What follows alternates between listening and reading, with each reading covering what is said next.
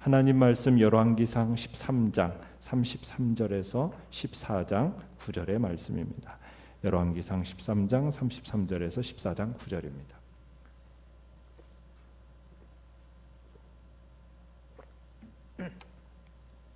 열왕기상 13장 33절에서 14장 9절까지 한 목소리로 같이 읽겠습니다.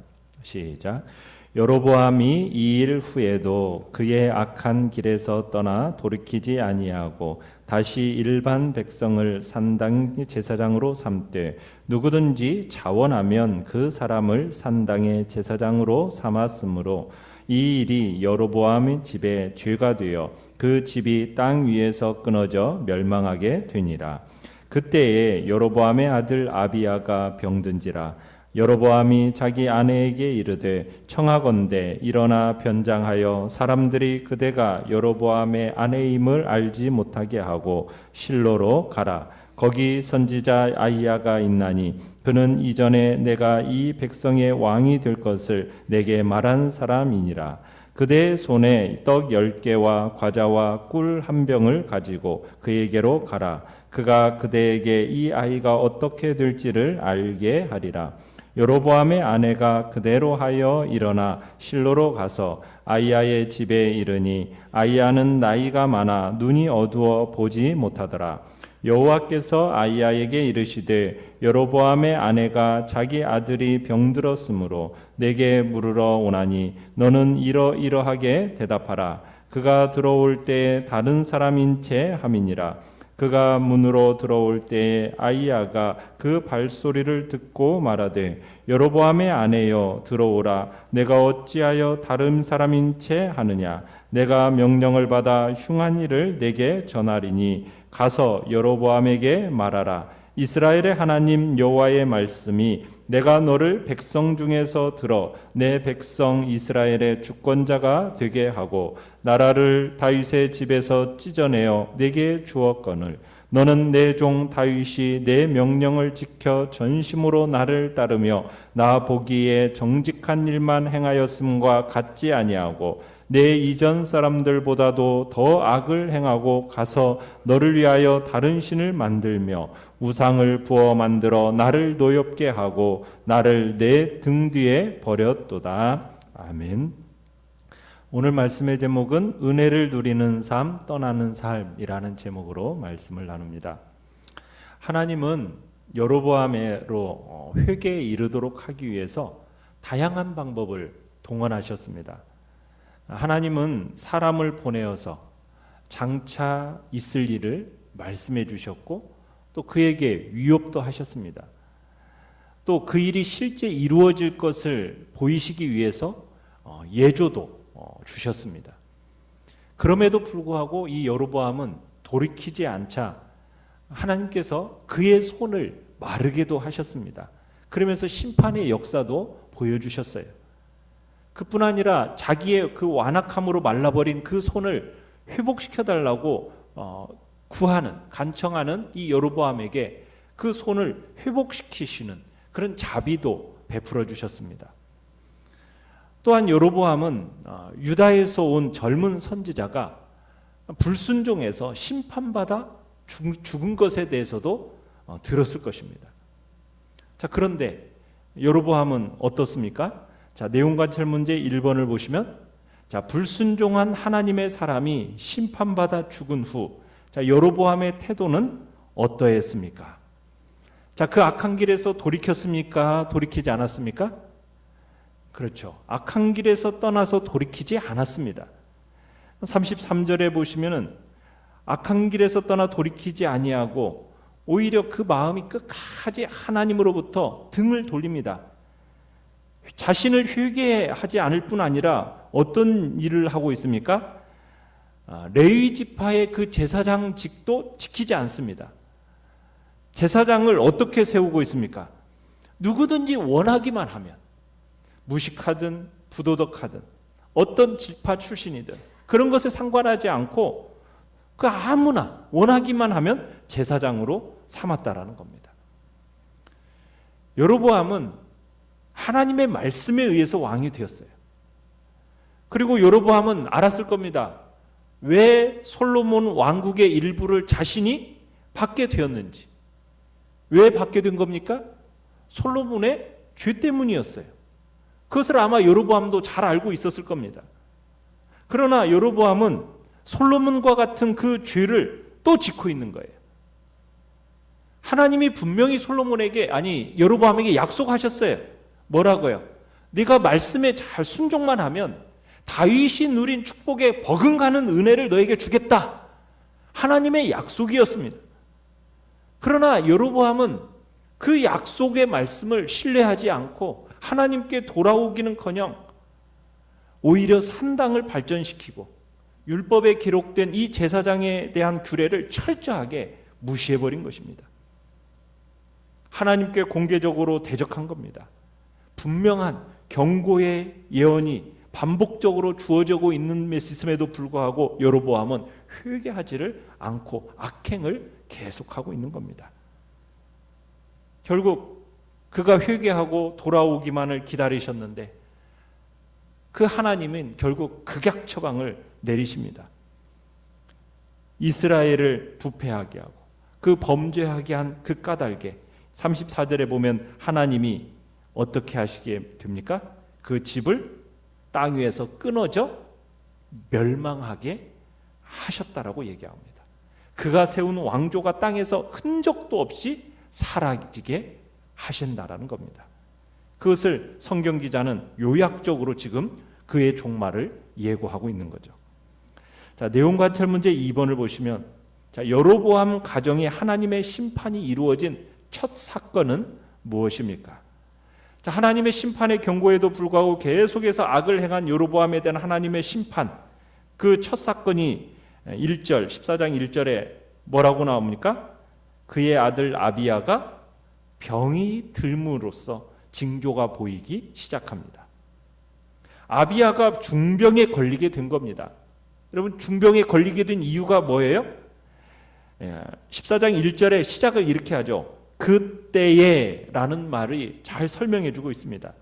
그러니까 여기서 그때에 라는 이 말은 어떤 특정한 시점을 지칭하는 말인데, 이 그때에는 바로 13장 우리가 금방 읽었던 33절 34절 이 말미에 이 여로보암의 범죄 행위, 이 범죄 행위와 그때에라는 이 단어를 통해서 14장 1절에 나오고 있는 여로보암의 아들 아비야가 병든 지라를 서로 연관시키고 있는 거예요. 그때에는 다름 아닌 여로보암이 자기 왕위를 보존시키기 위해서 북이스라엘의 송아지 우상 숭배를 조장하던 그 당시를 지적하는 말입니다. 그래서 여로보암의 아들이 병이 난 이유가 무엇 때문입니까? 바로 여로보암의 소행 때문이라는 거예요. 아비야가 병든 것은 그의 아버지 여로보암의 범죄에 대한 하나님의 심판의 하나라는 것, 그것을 지금 그때에 라는 단어를 통해서 보여주고 있는 겁니다. 그러나 여로보암은 그것을 하나님의 심판의 징조로 깨닫습니까? 깨닫지 못합니까? 깨닫지를 못해요. 연구와 묵상 문제 3번을 보시면, 자, 병든 아들에 관해 묻고자 선지자 아히야에게 아내를 보낼 때 여로보암은 어떤 계략을 꾸몄습니까? 자, 여기서 여로보암이 어떤 사람임을 알 수 있습니까? 자, 여로보암이, 자, 2절에 보시면은 그 자기 아내에게 어떻게 하고 찾아가라고 얘기합니까? 변장하라는 거예요. 변장해서 그 실로에 있는 아히야라는 선지자에게 찾아가서 아이의 병세가 어떻게 되겠는가를 물어서 좀 알아오라는 거죠. 자, 여로보암이 이 위급한 상황 속에서 아히야를 찾은 이유는 무엇이겠습니까? 이 아히야 선지자에 대한 신뢰가 있기 때문입니다. 왜 아히야 선지자를 신뢰했어요? 여로보암이 일찍이 이 아히야 선지자로부터 자신이 왕이 될 거라는 것을 예언을 들었고 그것이 실제로 이루어졌거든요. 그래서 지금 자신이 북이스라엘의 왕이 되었어요. 그래서 지금 여로보암은 아히야 선지자의 능력을 인정하게 되었고 지금 자기 아들이 어떻게 될 것인가를 능히 알 수 있을 것이라는 것을 믿고서는 다시 그를 찾게 된 겁니다. 우리는 다시 한번 여로보암의 이 마음을 엿볼 수 있는 겁니다. 그러니까 지금 여로보암은 세상에 여호와 같은 분이 없다라는 거 잘 알고 있어요. 하나님의 종인 선지자들 역시 다른 종교의 선지자들과 비교할 수 없는 능력을 지녔다는 것도 잘 알고 있어요. 그래서 지금 자기 능력으로 해결될 수 없는 문제를 해결하기 위해서 지금 여호와의 선지자에게 아내를 보내고 있는 겁니다. 그럼에도 불구하고 안타까운 사실은 뭡니까? 그런 여호와 하나님께 돌아오기를 거부하고 있다는 거예요. 주님을 자신의 삶에 그저 행운을 안겨다주는, 그저 액땜을 해주는 일종의 부적으로서만 이용할 뿐이라는 것을 우리가 볼 수 있는 거죠. 주님을 자신의 삶을 바쳐 순종하고 사랑할 하나님으로 숭배하는 것을 거부하고 있는 이 여로보암의 모습을 보는 겁니다. 거기에다가 3절에 보시면 여로보암이 자기 아내를 보낼 때 그냥 보내지를 않죠. 뭘 같이 보내고 있습니까? 그 손에다가 떡 10개, 과자, 그리고 꿀 1병 이렇게 가지고 가라고 얘기합니다. 이 예물 역시 변장의 일부예요. 왜냐하면 이스라엘 백성들이 선지자를 대면할 때에는 뭔가 예물을 가지고 가는 것이 상례였거든요.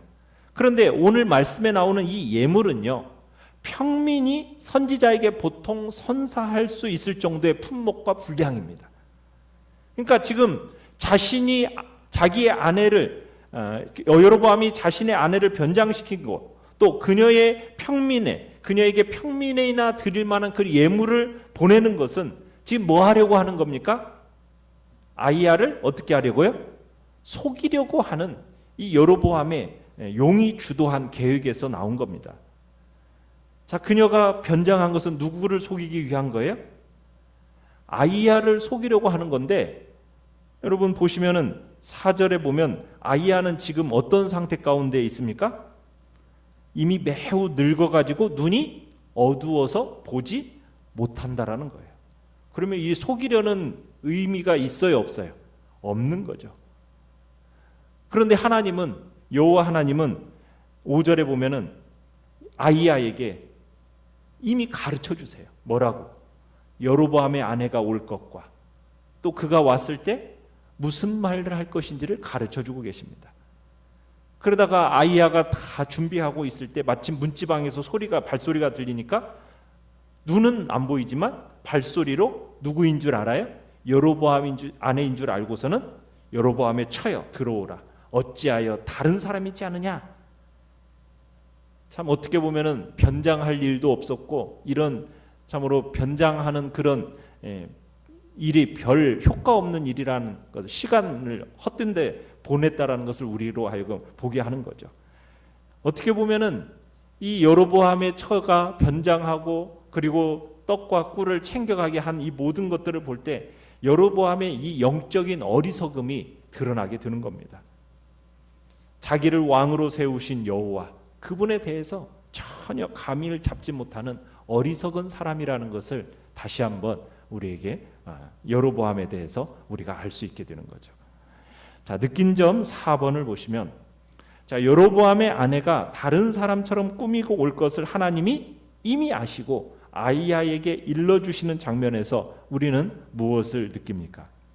하나님은 우리 인생의 모든 것을 감찰하시는 분이요, 모르는 것이 없으시는 분이다라는 것을 우리로 하여금 느끼게 합니다. 여로보암은 이에 대한 분명한 인식이 없었기 때문에 하나님과 하나님의 선지자 앞에 무릎을 꿇기보다 눈속임이나 하려고, 그러면서 자기 문제를 해결하려고 했던 참 어리석은 모습을 우리가 볼 수 있게 되는 겁니다. 여로보암의 택한 이런 눈속임, 효과가 있었습니까? 전혀 없었죠. 잠시라도 하나님의 사람을 속일 수가 없었어요. 도리어 여로보암의 아내가 얼굴도 내밀기도 전에 다 들통나고 마는 겁니다. 그리고는 자기의 문제가 해결되지 않을 뿐만 아니라 이제 더 크고 중한 심판의 말만 듣게 됩니다. 선지자 아이야는 어떻게 보면 여로보암과 그의 아내가 기대하고 바랐던 말보다는 정말 듣기 꺼려지고 두려워할 수밖에 없는 좋지 않은 하나님의 말씀을 듣게 되죠. 그래서 6절 끝에 보면 이렇게 하죠. 내가 명령을 받아 무슨 일을? 흉한 일을 내게 전하겠다. 그러니까 정말 아주 엄하고 흉한 소식이 전해지는 겁니다.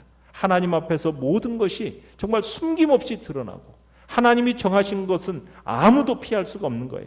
변장했더라도 그걸 꿰뚫어보는, 눈먼 선지자라도 그것을 꿰뚫어보는 그 예언, 그것이 어김없이 이루어질 거라는 거죠. 자, 그러면서 여로보암은 아들의 병 때문에 아이야에게 지금 아내를 보냈지만 아이야는 그의 왕권에 대해서 먼저 말을 합니다. 고소의 내용입니다. 7절에서 9절까지 어떤 내용을 얘기하고 있느냐면 여로보암의 배은망덕에 대한 이야기를 하고 있어요. 정말 하나님께서는 특별하신 생각으로 이 여로보암에게 은혜를 주셨고요. 그 은혜를 그 여로보암을 뽑아서 왕으로 삼았어요.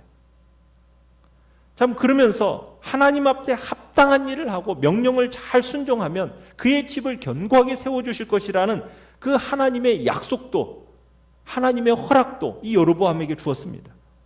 그런데 이 하나님의 약속과 허락을 믿지를 못하는 거예요. 여로보암이 대신 죄를 짓고 여호와를 등 뒤에다가 버려버린 거죠. 참 여기에 여로보암의 어리석음이 있는 겁니다. 하나님의 은혜가 그렇게 앞서 행하고 있는데도 불구하고 다윗과 같이 온전히 행하지를 않습니다. 8절에서처럼 내 종 다윗이 내 명령을 지켜 전심으로 나를 따르며 나보기에 정직한 일만 행하였음과 같지 아니했다.